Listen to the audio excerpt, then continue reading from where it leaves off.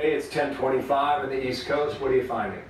Well, look, Huma Abedin's the investigation of her laptop with these new emails is obviously dominating the political conversation, and part of that conversation is in previous WikiLeaks dumps we've seen John Podesta just lauding an official at the Justice Department. You see him there, Peter Kadzik, a Deputy Assistant Attorney General. He's in charge of Congressional Affairs. So he's part of the group that had to inform Congress that the FBI was sort of reopening things. And John Podesta in a previous email said, he kept me out of jail once. He represented me. And so there's a tight alliance there. It just got tighter. A new email out in the last few moments. Kadzik to Podesta, May of 2015.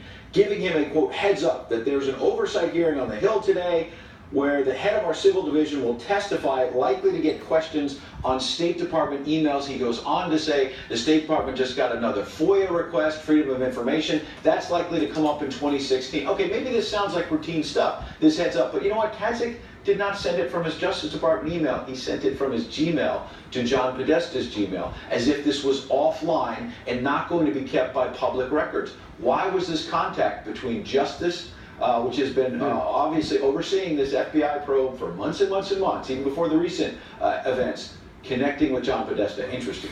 It's going to drive all this technology is going to drive us back to having one-on-one conversations again. How do you tie all these various dumps together into a story? I mean, today, what would be the bottom line if you were to nail that?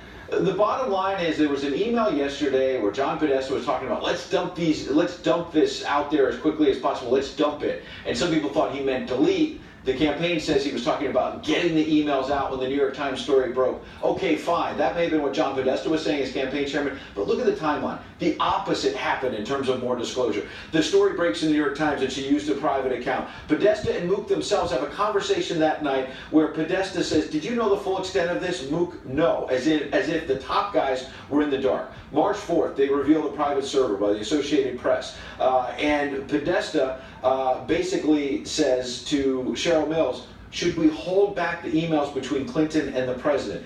Then Clinton gets a subpoena that same day, March 4th, from Trey Gowdy on the Hill. March 5th, Philippe Reines talks about the emailer-in-chief, Clinton, is in a very good place. March 7th, the president says, I learned about this from news reports. Cheryl Mills says, well, maybe not. We need to clean this up. And Reines says, there is just no good answer in one email to this server issue. March 9th, they're debating whether she has a news conference on March 10th, and Reines says, we need to focus on, quote, dropping the bomb. He later explains in the email, dropping the bomb is revealing to the public for the first time 33,000 emails have been deleted. March 10th, Hillary Clinton has that news conference. She says, this is all fine. I did this for convenience. There was no classified information on the server. A lot of that turns out to not be true, but then the bottom line, you ask, 2 weeks later, the FBI, according to their original report, says roughly about March 25th, after all this back and forth, BleachBit is used to wipe out the whole, wipe out the server basically, and the emails. What was deleted, we simply don't know. And so you look at this March of 2015,